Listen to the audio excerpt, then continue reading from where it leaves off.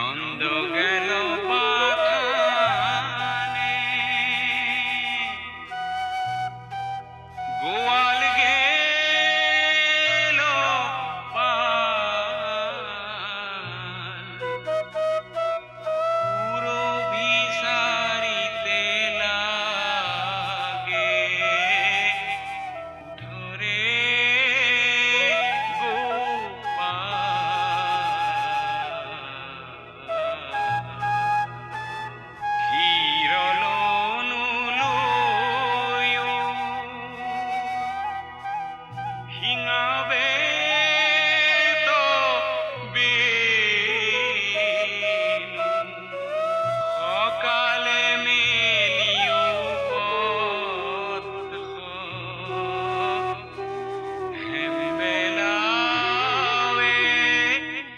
आज दही खाने वाले ने दही के बदले चूना खा लिया है, और अगर उसने घी नहीं पिया ना तो उसकी हालत खराब हो जाएगी।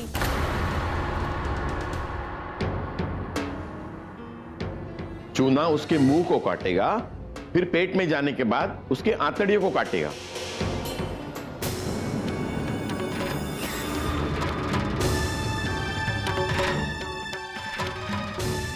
पता है नानी, हमें क्रिकेट सिखाने कौन आया था? कौन? रूमा मौसी।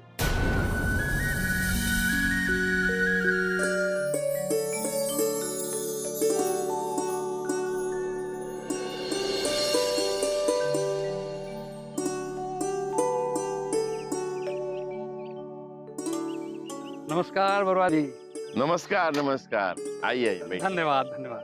बैठिए बैठिए। कहिए, कैसे आना हुआ? देखिए बरुआ जी, मुझे पता है कि इंद्रदेव आपके बड़े ही अच्छे मित्र हैं, और शायद वो आपके समझाने से कुछ समझ जाएं। नमस्कार। आइए आइए, नमस्कार। गोसाई बैठिए बैठिए। हम लोग आप ही का इंतजार कर रहे थे। आप ही ने समझाइए कि अपनी महानता दिखाने के लिए समाज की धारा को ना छेड़ें। इनकी गलती की वजह से समाज में गलत संदेश जा रहा है। ऐसी कौन सी गलती कर दी मैंने? वाह, क्या ये भी बताना पड़ेगा? गांव गांव, घर घर में सबको ये पता है कि आपने दूसरी शादी से इनकार कर दिया है। आप अपनी पत्नी से इतना प्यार करते हैं कि दूसरी शादी नहीं करेंगे। हाँ, ये मेरी जिंदगी, ये मेरा फैसला है। मैं अपनी पत्नी से प्यार करता था ही नहीं, मैं आज भी उससे इतना प्यार करता हूं कि उसके प्यार में अपनी जिंदगी गुजार सकता हूं, लेकिन उसकी जगह किसी और को नहीं दे सकता। इसका क्या मतलब? आप शादी करके पत्नी घर नहीं लाएंगे और अपने घर में जगह दे रखी है जिनको हम अपनी चौखट पर कदम रखने की अनुमति नहीं देते हैं। महोदय, ये गलत शिक्षा है। इंसान पैदाशी ऊंच नीच नहीं होता, हर इंसान अपनी माँ की कोख से पैदा होता है, लेकिन आप जैसे लोग उसे ऊंच नीच का भेदभाव करके उसे समाज से अलग थलग कर देते हैं और फिर उन्हीं का फायदा उठाते हैं। इन्होंने हमें ही नहीं, पूरे समाज को नाराज किया है, और इन्हें अभी भी इस बात का एहसास नहीं। आज इस मसले पर कोई इनको नतीजा निकलना ही चाहिए। अरे बातें तो महीनों से चल रही हैं। देखो इंद्र गोसाई, हर आदमी को अपनी मर्जी से जीने का हक है, सबकी अपनी सोच है, लेकिन तुम्हें इतना तो समझना ही चाहिए कि तुम अपनी सोच समाज पर नहीं थोप सकते। आप लोग अपनी बात हम पर थोपना चाहते हैं, लेकिन मैं ये मानने के लिए तैयार नहीं हूं कि मैंने कोई गलती की। इंसान को इंसान समझना कोई गलती नहीं है। देखो इंद्र गोसाई, हम लोग समाज में रहते हैं और समाज की इस समस्या को नकारा तो नहीं जा सकता। इसका कुछ तो समाधान निकालना होगा। आपको मालूम है कि हम पिछड़े क्यों हैं? क्योंकि पिछड़ापन हमारे सोच में है। अंग्रेजों में देखा है कभी जातिवाद की बात करते हुए या छुआछूत की बात करते हुए, ऊंच नीच या छोटे बड़े की बात करते हुए? उनमें ऐसा कुछ नहीं है, इसलिए वो आज हम पर हुकूमत कर रहे हैं और हम उनकी गुलामी करने को मजबूर हैं। हमें उनकी गुलामी मंजूर है, लेकिन एक भारतीय को हम भारतीय नहीं समझ सकते। यही सोच है ना आप लोगों की? अरे थोड़ा शांत हो जाइए, हमें यहाँ गुस्से में बात नहीं करनी है,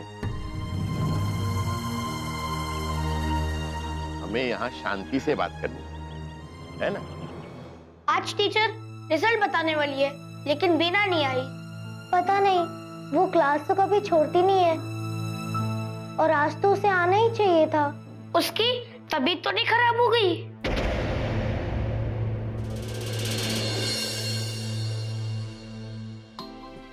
good morning teacher. Good morning बच्चों, sit down. Thank you teacher. Student, तुम लोगों का रिजल्ट आ गया है। कुछ बच्चों ने तो अच्छा परफॉर्म किया है, बट कुछ बच्चों को और मेहनत करने की जरूरत है, वरना उन्हें स्कूल से निकाला भी जा सकता है। आज बीना स्कूल नहीं आई, किसी को पता है क्यों नहीं आई? टीचर, उसने कहा तो था कि वो स्कूल आएगी। तो फिर क्यों नहीं आई?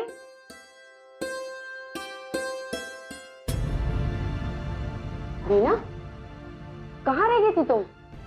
क्लास भी नहीं अटेंड किया? टीचर, आज मेरी बस छूट गई थी ना, तो मैं जंगल के रास्ते से पैदल आ रही थी। 8 किलोमीटर पैदल? जी टीचर, इसीलिए आज बहुत टाइम लग गया। ओह माय गॉड, 8 किलोमीटर चलकर आई है, फिर भी इस बात की परवाह नहीं है। परवाह इस बात की है कि आने में देरी हो गई। जी टीचर, मैं भाग भाग कर आ रही थी, फिर भी देरी हो गई। ओके ओके, रिलैक्स करो, चलकर आराम से बैठो। रिजल्ट क्या आया है? तुम रिलैक्स करो, मैं सब बताती हूँ।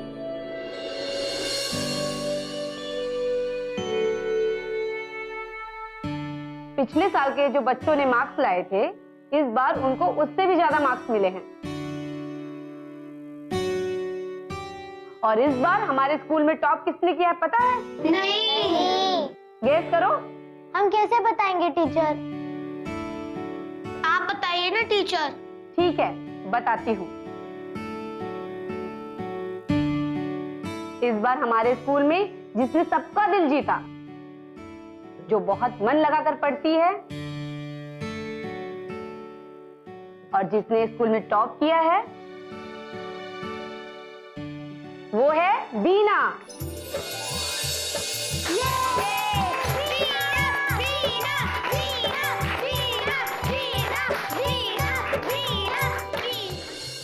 नाना जी मेरा रिपोर्ट कार्ड देखकर कितने खुश होंगे कि मैं फर्स्ट आई हूँ। आप दोनों क्या सोच रहे हैं कि आप मुझे समझाओगे और मैं अपनी सोच बदल दूंगा? अरे इंदर, सबकी बात मान लेने में और थोड़ा समझौता कर लेने में क्या जाता है?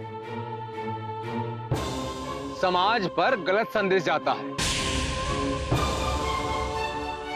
मैं समाज को यह संदेश देना चाहता हूं, छोटे बड़े का भेदभाव मिटना चाहिए। इसीलिए मैंने जुम्मन और मंदार को अपने घर में रखा है। आपके संदेश देने से समाज नहीं बदलने वाला। अरे समाज बनाया ही इसीलिए गया है कि इंसान समाज के बनाए गए नियमों के साथ चले, और आप समाज के नियम ही बदलने चले।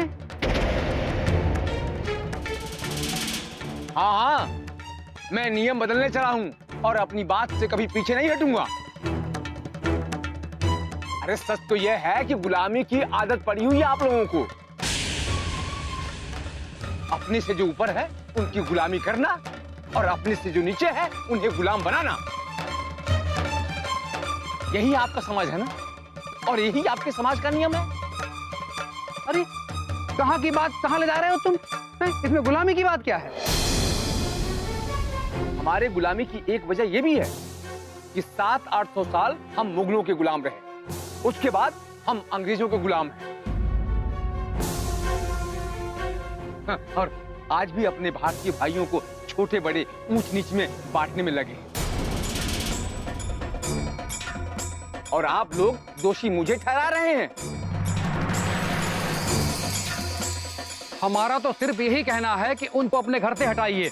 मेरे घर का सारा काम वही लोग करते हैं, और पूरी ईमानदारी से करते हैं, क्योंकि मेरे घर में मेरे अलावा कोई और नहीं है। अगर आप जैसे कोई मेरे घर में आने को तैयार हो, मेरे घर का काम करने को तैयार हो, तो मैं उन दोनों को अभी अपने घर से निकाल देता हूँ। अच्छा, आपकी नजर में हमारी हैसियत यही है, अब हम लोग आपके घर में नौकरी करेंगे? नाना जी, ये देखिए, मैं फर्स्ट आई हूँ। अरे वाह, ये तो बहुत अच्छी बात है। ये रिजल्ट नानी को दिखाओ, वो भी खुश हो जाएगी। देखिए देखिए।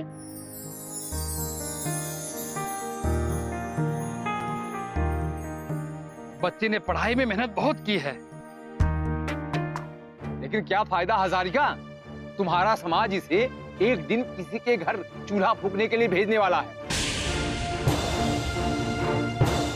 इसे तो एक न एक दिन किसी के घर जाकर रोटियां ही सेकनी है ना।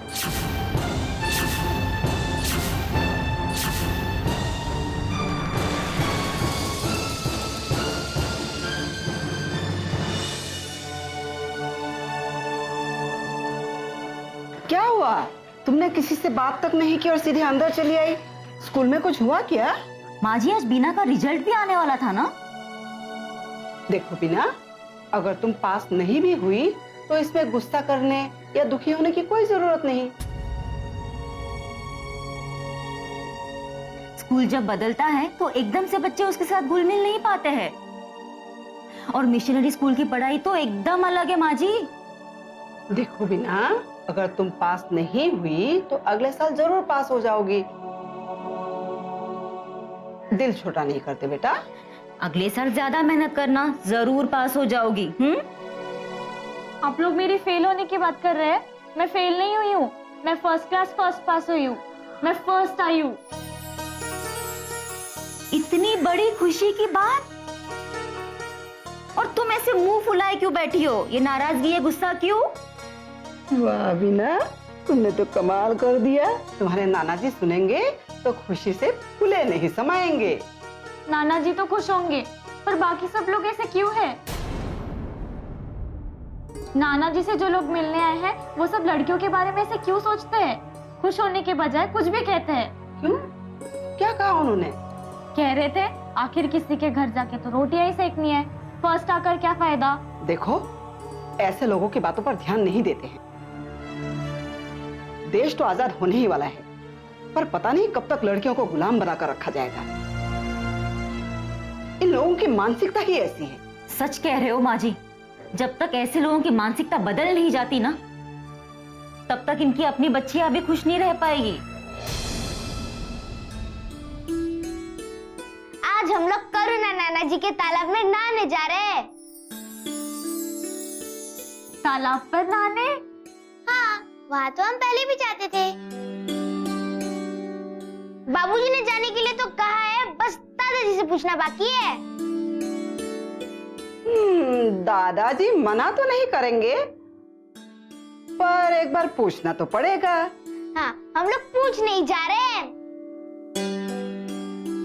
बाय बीना, तुम तो घर पे ही रहोगी ना? Bye bye.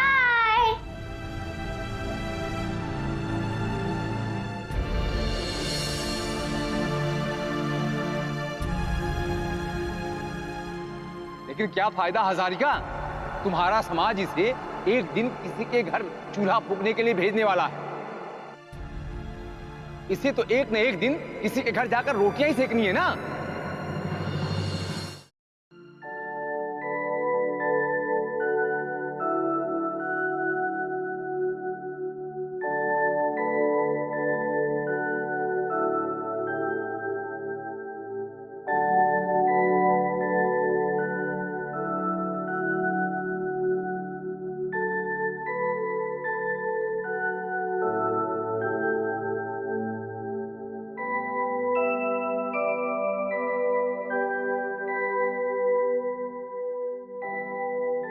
अरे भाई, तुम्हें ये सब करने की क्या जरूरत है? पहले तो कहने वाला कोई था नहीं, पर अभी अगर कहीं भी थोड़ी गंदगी दिख जाए ना, बिना शुरू हो जाती है। स्कूल में अव्वल आई है वो। हाँ हाँ, मैंने रिपोर्ट कार्ड देखा था, लेकिन बात करने का मौका ही नहीं मिला। वो इंद्र गोसाई के बारे में कुछ फैसला हुआ क्या? अरे कुछ फैसला नहीं होने वाला। आज तो उन लोगों से बात करके मेरे सर में भी दर्द होने लगा। अरे कौन बहस करेगा उन लोगों से? जिसे जो सोचना है सोचने देना चाहिए। दादाजी, क्या बात है श्रीकांत? हम लोग छोटे दादाजी के तालाब पर नहाने जा रहे हैं। करुणा के तालाब में? अरे लेकिन वहां तो कोई नहीं होगा, तुम लोग कैसे जाओगे? इसलिए तो मोहीराम को ले जा रहे हैं वहाँ। दादाजी हमें जाने दो ना, हम जल्दी से तालाब में नहा के आ जाएंगे। अब तो हमारे घर में गाड़ी भी है दादाजी। ठीक है, लेकिन वहां ज्यादा गहराई में मत जाना, बाहर से ही नहा कर आ जाना। ठीक है दादाजी। मोहीराम, मोहीराम। जी मालिक। तुम बच्चों को लेकर तालाब चले जाना और ख्याल रहे बच्चे ज्यादा गहराई में न जाएं। जी मालिक, मैं पूरा ख्याल रखूंगा। नाना जी, तालाब पर नहाने मैं भी जाऊंगी। ये लो बीना, तुमने यहाँ का तालाब तो देखा नहीं है। ये लोग तो अक्सर जाते रहते हैं, इन्हें पता है कहां ज्यादा गहरा पानी है और कहां कम। इन लोगों को जाने दो। नहीं नाना जी, मैं भी जाऊंगी, मुझे तो तैरना भी आता है।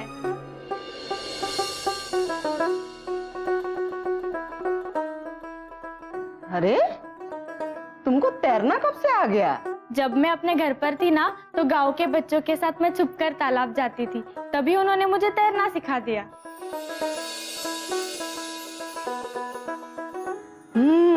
इसीलिए सीता बता रही थी कि तुम गांव के उन बच्चों के साथ खेलती थी जिन्हें हम छोटे समझते हैं। ये ऊंच नीच का जहर बच्चों के दिमाग में तो मत डालो, बच्चों को बच्चा ही रहने दो। ठीक है बीना, तुम जा सकती हो, लेकिन अपना ख्याल रखना और श्रीकांत और पूजा का भी। ठीक है? ठीक है नाना जी। मोहीराम। हाँ।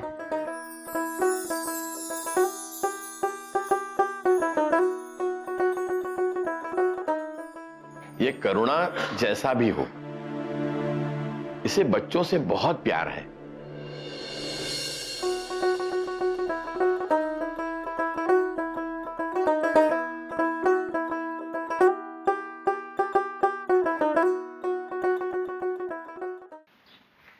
सुना है अपने इलाके का चार्ज लेने के लिए कोई दूसरा अंग्रेज अफसर आ रहा है, और खबर यह भी है कि एक बार उसके किसी पे शक हो जाए तो उसका पीछा कभी नहीं छोड़ता। मैं राय साहब से मिलकर आता हूँ, देखते हैं अगर कुछ पता चल जाए तो। वैसे एक बात तो तय है रामेश्वर, इन अंग्रेजों को हमारे इलाके के बारे में कुछ ना कुछ खबर तो जरूर मिली है। जी बाबूजी, मैंने भी सुना था, वरना इतने बड़े अफसर को वो यहाँ नहीं भेजते। बाबूजी कोई भी आए जाए, इस बात से हमें क्या परेशानी हो सकती है? अरे मैं तुम्हें आगाह कर रहा हूँ, कोई भी ऐसा शख्स जिसके ऊपर क्रांतिकारी होने का शक हो, उसे किसी भी तरह का कोई रिश्ता रखने की जरूरत नहीं है। जी बाबूजी, हमें इस बात का पूरा ख्याल है, और इस तरह का कोई भी इंसान हमारे आसपास नहीं है। एक शख्स था जिसका नाम अंग्रेजों के लिस्ट में आ चुका है। बाबूजी, आप कहीं जतिन की बात तो नहीं कर रहे? हाँ, जतिन, जिसका हमारे घर में आना जाना भी था, और मैंने उसके आने जाने पे अपने घर पे रोक भी लगा रखा है। बाबूजी, न उसका हमारे घर आना जाना है, ना कोई रिश्ता है। ये तो बहुत अच्छी बात है, मैंने तुम्हारी माँ को भी समझा दिया है। मैं नहीं चाहता कोई अंग्रेज अफसर अपने चौखट पे कदम भी रखे। जी बाबू।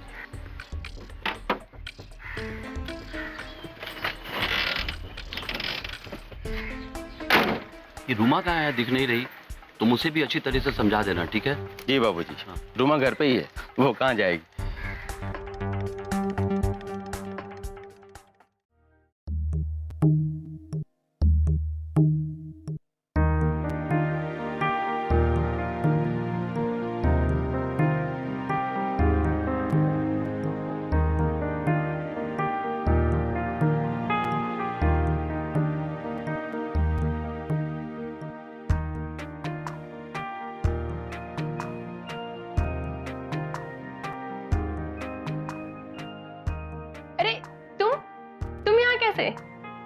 मैं तो आपके तालाब पर नहाने आई थी, और भी बच्चे हैं, मुझे आपकी याद आई तो मैं मिलने चली आई। बहुत अच्छा किया, मैं भी तुम्हें याद कर रही थी। आओ बैठो, और बताओ क्या खाओगी, क्या लेकर आऊं? नहीं नहीं, मैं कुछ नहीं खाऊंगी, मैं तो बस मिलने आई थी। अरे कौन है रूमा? हाँ, ये सीता दीदी की बेटी है। सीता की बेटी इतनी बड़ी हो गई। बच्ची पहली बार घर आई है और तू चुपचाप बैठी है। जाकर नाश्ता पानी लेकर आ। अरे नहीं, आप क्यों परेशान होती है? मैं आपको परेशान करने थोड़ी ना आई हूँ। बातें तो एकदम बड़ों की तरह करती हो।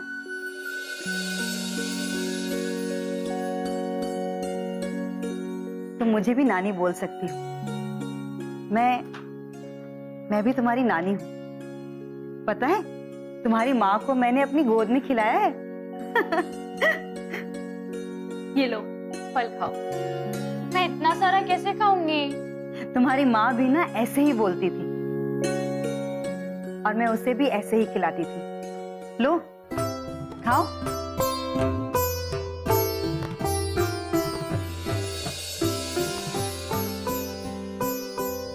ख्याल रखना, ये भी तुम्हारा ही घर है। जब मन करे आ जाया करो। संकोच की कोई जरूरत नहीं है। आप कितनी अच्छी हो नानी। अब तो जब भी वक्त मिलेगा मैं जरूर आऊंगी। नानी मैं जाऊं? तालाब में नहाना है। श्रीकांत और पूजा मेरा इंतजार कर रहे होंगे और मुझे उन लोग को तैरना सिखाना है। क्या तुम्हें तैरना आता है? हाँ, मुझे तो आता है।